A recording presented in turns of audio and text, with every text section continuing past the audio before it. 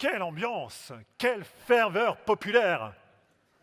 Enfin, vous êtes formidables, mais moi je voulais parler de celle des Jeux Olympiques de Paris. Qui parmi vous a suivi ne serait-ce qu'une épreuve de ces Jeux?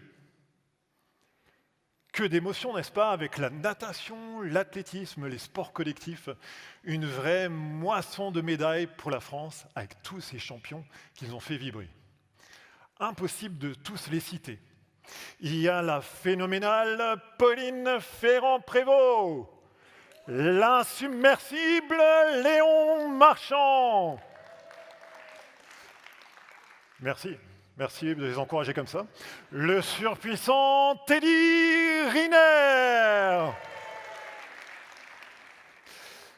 Et le sublime Pierre Grasser.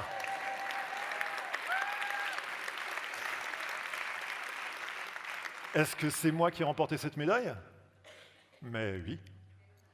Au JO? Non. Alors, moi, en fait, c'était pour le 5 km en course à pied à Chefferoux. Pas loin de Paris, quoi. Mais avant de porter cette médaille autour du cou, j'ai d'abord eu une épée de Damoclès au-dessus de ma tête. Vous savez, ce danger qui nous menace, sans savoir quand il va frapper. Peut-être avez-vous déjà vécu ça dans le cadre de votre travail, au sein de votre famille ou peut-être pour votre santé. Imaginez un peu, vous venez d'avoir un grave accident. Vous en sortez avec quelques séquelles. Et on vient vous annoncer que vous en aurez un deuxième bien plus grave plus tard, qui cette fois-ci vous immobilisera. Quand? Impossible de vous le dire. C'est exactement ce que je vis en 2007, après la perte de la moitié droite de ma vue, et des problèmes de sensation côté gauche, quand mon neurologue me dit « Monsieur, vous avez une sclérose en plaques. C'est une maladie auto-immune grave qui provoque des handicaps, jusqu'à vous immobiliser sur un fauteuil roulant. Malheureusement, elle est incurable. » À 25 ans, je lis cette annonce comme un séisme intérieur.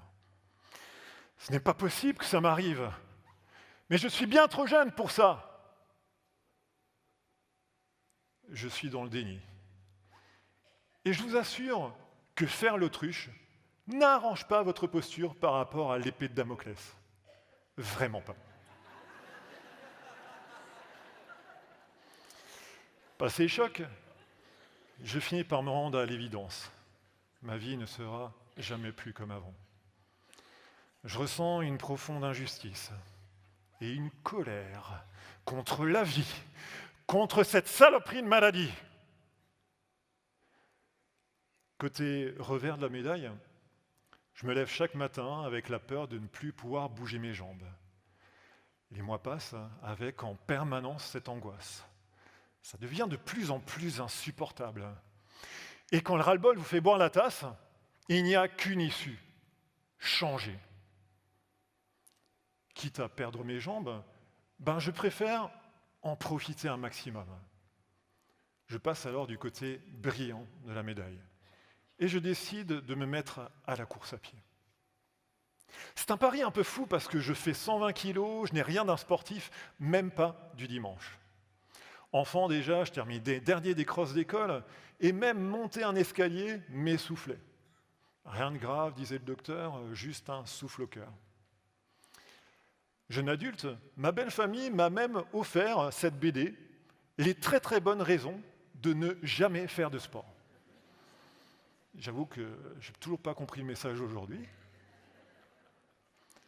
Quoi qu'il en soit, je commence à courir avec un groupe d'amis et franchement, c'est difficile. Je m'arrête toutes les 5 minutes, je crache mes poumons et mon corps me crie « Mais qu'est-ce que tu fais, Pierre? Arrête de te faire du mal !» Les mois passent et l'entraînement finit par payer. Cette fois-ci, je fais les courses d'une seule traite et mon corps me dit enfin « Merci ». 2 ans plus tard, et 25 kilos en moins sur la balance, je décide de me lancer dans de nouveaux challenges, la compétition sur 5 km et 10 km. Je pourrais d'ailleurs vous parler de ce moment de joie où j'ai remporté ma première médaille à Chefferoux. Mais en fait, il y a plus grand à vous partager. Je suis contacté pour devenir guide en course à pied d'une jeune athlète déficiente visuelle. Après 1 an d'entraînement et de course en binôme, elle est repérée par la Fédération française d'athlétisme handisport. À travers les stages où je l'accompagne, je découvre ce monde avec des jeunes hémiplégiques, sourds, paraplégiques ou encore aveugles. Et vraiment, ils débordent de joie de vivre. Ils ont une capacité d'adaptation, une résilience juste extraordinaire. Et surtout, ils me donnent l'une des plus belles leçons de ma vie. Le handicap est une force. Ils me font ce premier cadeau vers l'acceptation de la maladie et me refont aimer la vie. L'important, c'est d'aimer pour tout donner. L'important, c'est d'y croire sans s'en apercevoir. Alors je retrouve toute mon énergie et je suis prêt à me battre. Je suis un malade parmi d'autres malades, ceux qu'on admire pour la force, le courage, baignant dans le nuage de mots du warrior, de la machine de guerre. Bon, à ce moment-là, je me prépare en tant que guide, je suis en train de me préparer au semi-marathon, je suis enseignant à plein temps, je suis aide au chef d'établissement, je suis personne ressources informatiques, je suis chanteur professionnel. Tout ça dans la même semaine. Et puis un jour, à la fin d'un entraînement, je fais un malaise. Mon cœur bat beaucoup trop vite. Risque de fibrillation auriculaire, dit le médecin. Des pompiers aux urgences, ma vie défile devant mes yeux. Après une nuit passée à l'hôpital, je me réveille avec un cœur avec une pulsation encore de 92 battements par minute. On me fait comprendre que je dois lever le pied. Je décide alors de stopper toutes mes activités et je mets 3 mois à récupérer, le temps de faire un pas de côté. Nous menons une bataille face à la maladie, cette étrangère, cet inconnu qui nous menace, cet ennemi à abattre. Mais nous n'avons pas conscience que très souvent, nous la dirigeons contre nous-mêmes. La maladie est une part de nous blessée, souffrante. J'ai fini par comprendre qu'elle s'est manifestée à moi pour me délivrer un message. Le jour où j'ai appris à l'écouter, à m'écouter.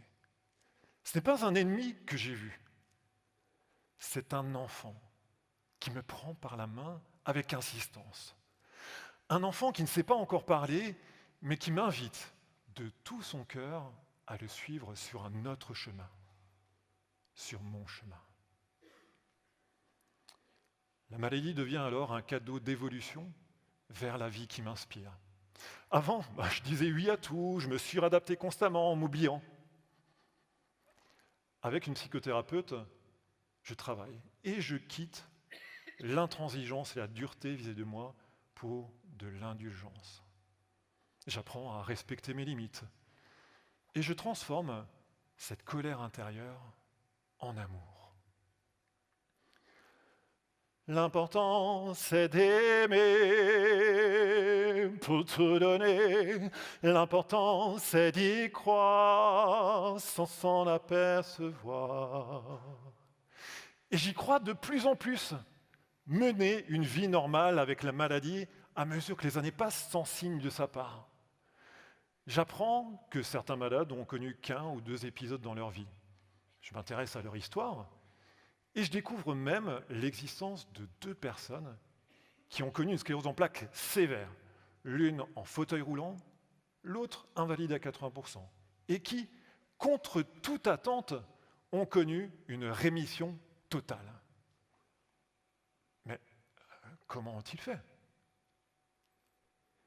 Le docteur Terry Walls, qui pourtant a tout tenté en termes de traitement, a choisi de travailler sur l'alimentation, la méditation, et l'électrostimulation. Rémission totale en 1 an. Lionel Vernois, docteur en physique acoustique et hypnothérapeute, a lui choisi d'optimiser son sommeil, pratiquer de la danse-thérapie et même faire de l'autothérapie sur ces conflits psycho-émotionnels. Rémission totale en 3 ans. Dans ce parcours de rémission lent et progressif, ils se sont rendus compte tous les deux, presque par surprise, de la restauration totale de leurs capacités. Le jour où Terry Walsh a osé remonter sur un vélo, et le moment où Lionel Vernois s'est nouveau lancé sur une planche de surf. L'important, c'est d'aimer pour tout donner. L'important, c'est d'y croire sans s'en apercevoir. Il paraît d'ailleurs qu'en termes de marketing, répéter 3 fois le même message pour le client dans une publicité finit par l'ancrer dans sa mémoire. Peut-être même...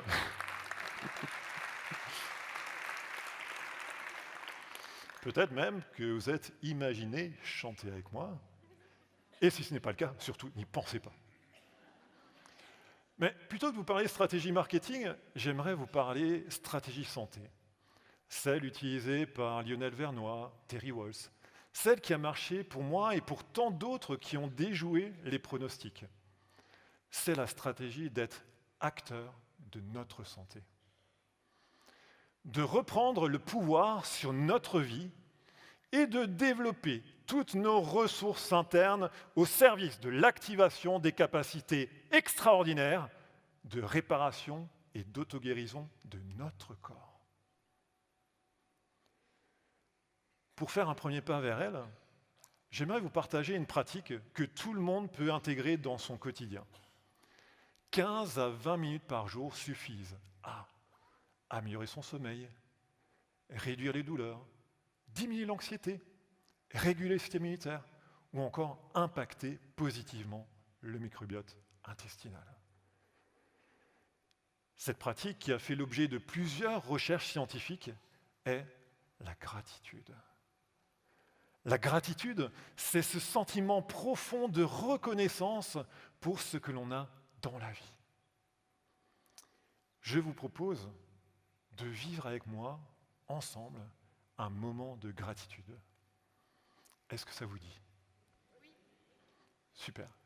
Je vous invite déjà à vous installer vraiment bien confortablement sur votre fauteuil. Puis de fermer les yeux ou de les baisser pour vous intérioriser. Et de placer une main sur votre cœur. Et en même temps que vous entendez ma voix, de sentir le contact de votre main avec le vêtement. Puis de prêter attention au mouvement de votre respiration. En inspirant, comme si l'air venait s'accumuler sous votre main et se concentrer dans votre cœur. D'en ressentir la chaleur et même, plus subtilement, quelques battements. Puis de penser à ce pourquoi vous avez de la gratitude. Cela peut être des choses simples comme profiter des rayons du soleil, admirer un beau paysage,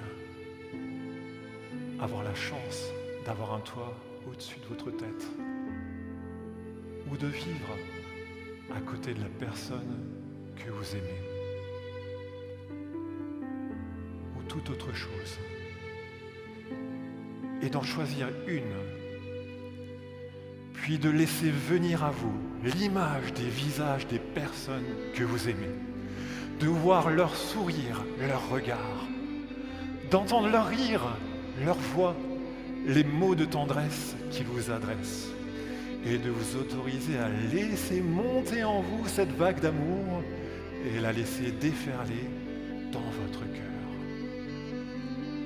Et en pensant à ce pourquoi vous avez de la gratitude, je vous invite à répéter avec moi, à voix haute ou à voix basse, 3 fois merci, comme si cela venait du plus profond de votre cœur. Merci. Merci. Merci.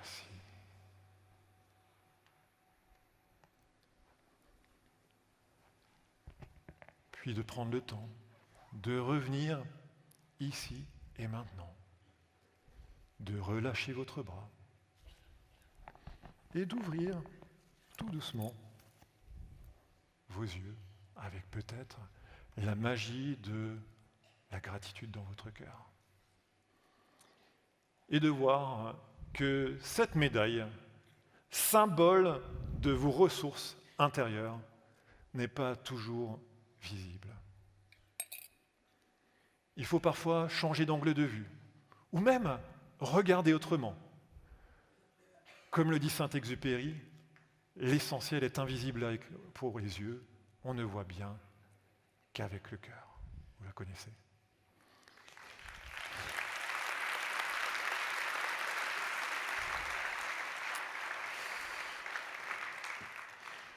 Voilà 20 ans que la sclérose en plaques s'est déclenchée pour moi et 15 ans qu'elle est en sommeil. Que je cours, que je ris, que je pleure, que je suis vivant. Il y a 15 ans, j'ai cru qu'avoir cette maladie ferait que je terminerais ma vie seul. Aujourd'hui, à 45 ans, je m'apprête d'ici quelques mois, pour la première fois, à devenir papa.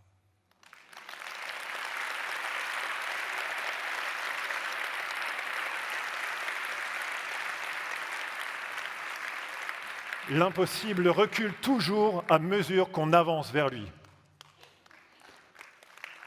L'important, c'est d'aimer pour tout donner.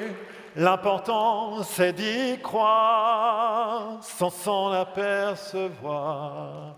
Bravo! Merci.